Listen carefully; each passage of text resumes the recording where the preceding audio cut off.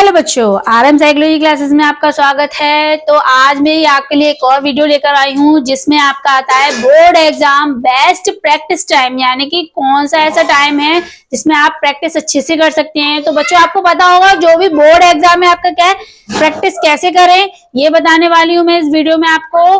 तो जैसे कि प्रैक्टिस टाइम से क्या है कि आपको पता चल जाएगा कि आपके कितने परसेंटेज आ सकते हैं और आप कितनी तैयारी कर सकते हैं मैक्सिमम। तो आपको आई होप अभी तक आप लोगों के जो भी हाफ फेलियर के एग्जाम क्या है हो चुके होंगे, तो आपको क्या करना है, अब आपके प्री बोर्ड की तैयारी करनी है। तो प्री बोर्ड से ही पता चल जाएगा कि आपने कितनी तैयारी की है।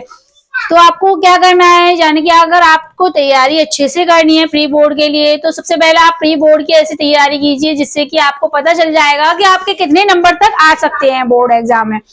तो अगर आपके जितनी भी तैयारी है उसमें एक मानकर चल सकते हैं कि आपके जितने भी अपने तैयारी की है उसको ही आप बोर्ड की तैयारी के मिला सकते हैं, जिससे कि आपको पता चल जाएगा कि आपकी कितनी तैयारी आपने कर चुकी है।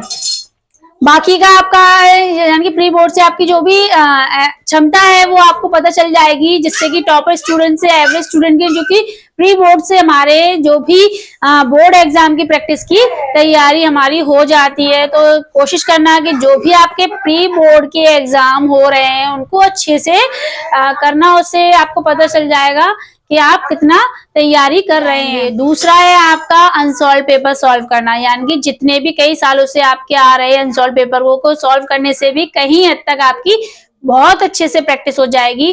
क्योंकि जितने भी समय से यानी कि 2 या 3 या 4 साल से आप जितने भी एग्जाम में आ रहे अनसॉल्व पेपर को सॉल्व करते हो ना, तो कहीं हद तक आपकी प्रैक्टिस अच्छे से हो जाएगी। अगर आपको प्रैक्टिस और भी बढ़ानी है तो आप उसको लिख कर ही तैयारी करें, यानी कि जो भी आप क्वेश्चंस लिख रहे हैं या फिर उसका आंसर लिख रहे हो तो वो लिख कर ही कोशिश करें, जिससे कि आपको पता चल जाएगा कि आप कितना उसके बारे में लिख सकते हैं।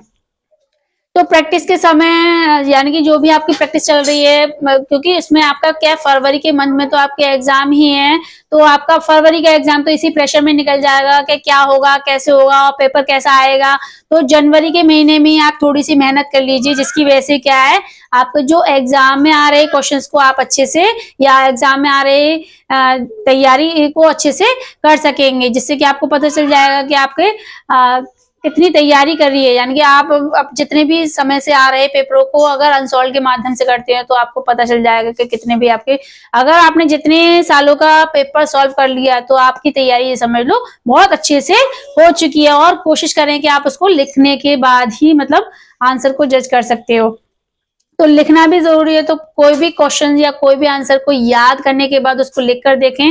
और इसके बाद जो नेक्स्ट वीडियो भी मैं आपके लिए लेकर आऊंगी वो ऐसी ही मोटिवेशनल होगी, यानी कि और भी इसी से बोर्ड एग्जाम से रिलेटेड होगी।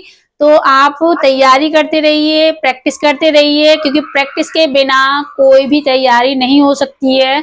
जब तक आपने तैयारी की है तो प्री बोर्ड और अनसॉल्व पेपर दोनों ही एग्जाम से यानी कि दोनों ही पेपरों से आप अपने आप को जज कर सकते हो कि आप टॉप स्टूडेंट हैं या फिर आप एवरेज स्टूडेंट हैं। तो जितने भी आप अनसॉल्व पेपर को सॉल्व करेंगे उतनी आपकी अच्छी तैयारी हो सकती है। ऐसे ही वीडियोस को देखने के लिए मेरे चैनल को सब्सक्राइब कीजिए। Thank you.